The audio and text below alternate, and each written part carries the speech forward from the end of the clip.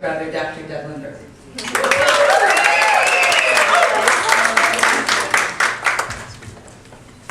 Thanks, Kirsten. And first of all, I just want to echo Kirsten's thanks to Paul and Rena. Thank you guys so much for the hotel. Everyone, thank you for helping this night become a reality. Sure. So, a lot of times people come to my wife Ruth and I, and they ask us, "Why are you in Nepal? What are you guys doing there? You've left your homes, you've left your families and your friends, your lives back here in the States, your career, the trappings of life you could have here as a two-doctor family, and so why have you left?" And to answer that, and I've been asked that a few times tonight, and to answer that in a few sentences or a few words is difficult. So ideally, what I'd like to do is take each of you, put you in a little box or a suitcase, and bring you back with us to Nepal. Might be a little difficult, but we could give it a shot. But during this trip, even to New York City, I learned a lesson about kind of flaunting the rules when it comes to what you can bring on a flight. I was flying yesterday out of Milwaukee, and I packed my bag the night before. I got to the check-in to the TSA area. My bag was pretty small, you know, it's just a 2-night stay. I thought, no big deal, I can do carry-on. And so I put my bag in the conveyor belt, and I'm walking through there, my shoes are off, and they stop my bag, and I see the TSA agent called over a supervisor, and I'm thinking, what, did I leave some contact solution in there? Is my phone in there? And then I remembered that, I don't know how many of you have been upstairs already, but have you seen the 8-inch Nepali dagger?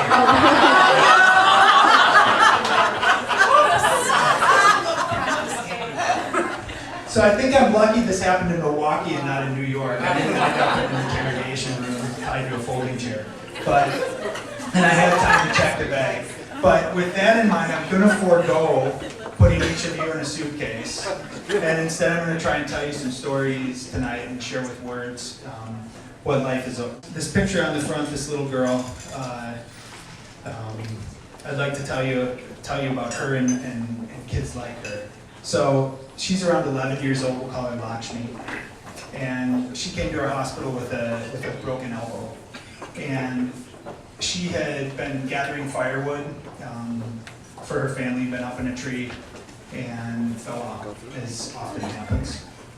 And she went and told her folks, she was crying, upset, and they looked at her, saw she had a big swollen elbow, they knew there was something significantly wrong right away.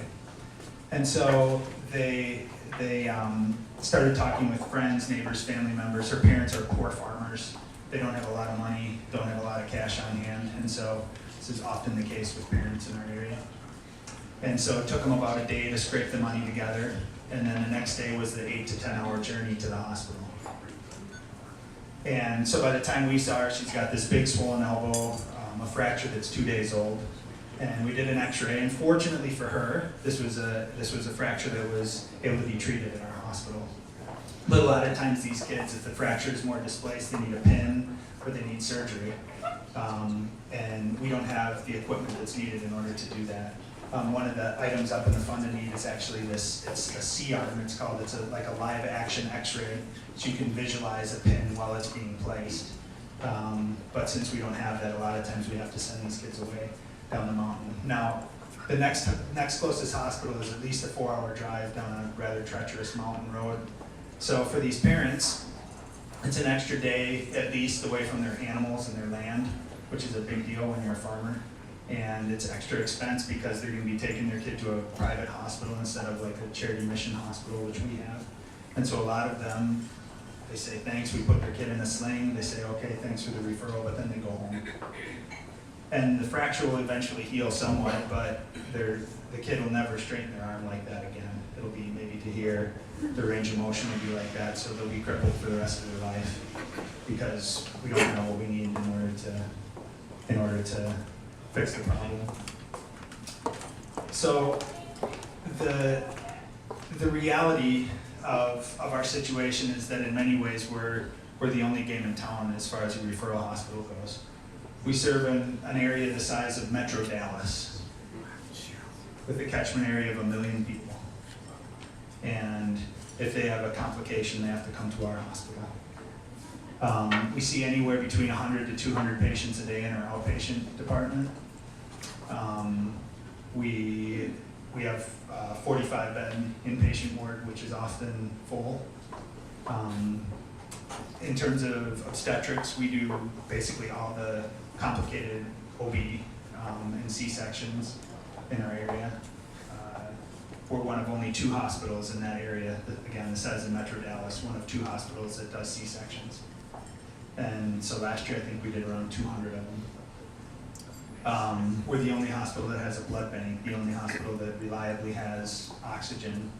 And over the course of the last 50 years, we've been providing leprosy treatment, TB treatment to patients. And our staff, just a quick word about them. I wish they were here with me tonight, you guys, and you could meet them. They're amazing people. They do so much with so little, with what we have. And the complexity of the people they take care of with the resources they have access to is amazing. But we do have constraints. There's a lot of good work that goes on. There's a lot of patients who do get better, but there are patients who don't. Because in spite of the skills and the talents that we have there, we don't have the equipment or the facilities that we need. Take our building, for instance. It's a 45-bed hospital, like I said, but we have no heat. And we have no insulation. And the winter season is coming up now. Nighttime gets into the 30s, sometimes below freezing. It's a few degrees warmer in the ward, but the wind whistles through. When babies are born, to keep them warm, we blow hair dryers on them. And as the husband of a woman who's 35 weeks pregnant right now, my wife is home right now resting. She sends her greetings. She would love to have been here, but can't imagine her giving birth to my son in that sort of environment. But that's what reality is for these folks, and it's the best we can do, and it's the best we have. And most of the kids do fine, but to see a kid born into that, into a room that's 40 degrees, it's difficult. We have 1 operating room right now. Sometimes we're in the middle of a case, we'll be helping someone, and someone else comes in who needs an operation. We can't do it until we're done. So the new building that we're working on right now will have a new gynecology wing, OB wing, with delivery rooms, heated, and 3 new operating rooms fully furnished. And it'll meet a great need for our community. It'll allow us to bring in additional physicians who can meet these desperate needs. Another need we have is oxygen. We take it for granted here. You go to the hospital, oxygen comes out of the wall. But we don't have any central oxygen, so we have oxygen tanks, which we have to send down the road 4 hours to be filled. Sometimes that road is blocked by landslides or closed due to political situations. And so the tanks run out at times. We have 3 oxygen concentrators. You plug them into the wall. They generate oxygen for patients, but there are times when there's a grandpa in the ward who has emphysema, who needs oxygen. There's a mom who's on OB, who has a baby whose heart rate has dropped, she needs oxygen. There's a 2-year-old on the ward with pneumonia, she needs oxygen. And a 5-year-old comes in the emergency room with an asthma attack. What do? I've faced that 5 different times, at least in the last year. And it's heartbreaking, you know. You go take the nasal cannula off the grandpa and take away the oxygen that's been sustaining his life, and that's a decision I don't want to face anymore. I'm tired of that. And a huge underlying problem in all of this is poverty. Our patients are very poor. Again, many of them are working in agriculture, don't have jobs outside the home. And for instance, we had a woman who we operated on a few weeks back who had a ruptured ectopic pregnancy, a pregnancy outside of her uterus. And she had bled a lot, she was very sick, and she was in the hospital a week, and the total bill for our medicines and the blood she needed and our staff time was somewhere around $250. And here, what would that cost? $20,000 at least. But to her, it might have been it might as well have been $20,000. It's just as realistic for her to try and pay that. And so, you know, they paid what they could. The hospital absorbed the rest, and of course, we don't turn her away. We're happy to do that. But in order to be able to take care of that sort of patient, we need help. So I hope these stories and this explanation helps you understand a little bit why we're there and what it is that drives us to be there. We feel that God's placed a calling on our lives to be there, and we have skills to help these people, and our staff has the skills to help these people, and we have a passion for seeing their lives get better, seeing the lives of our friends and our neighbors get better.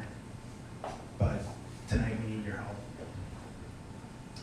We have an opportunity tonight to make some of the constraints that we have in meeting those needs no longer exist. We can make them go away together. So what I'm asking from each one of you is that you look into yourself, you ask yourself, you look into your own heart what you might be able to do tonight. Maybe there's someone here tonight who could write a check to build that whole new building. I don't know.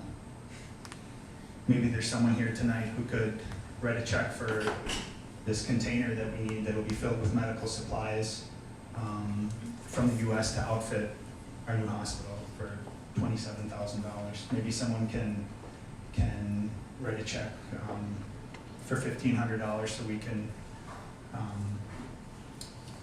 purchase these oxygen concentrators so I don't have to make that decision again. Maybe you can buy a few blankets so people don't have to be cold this winter in our hospital.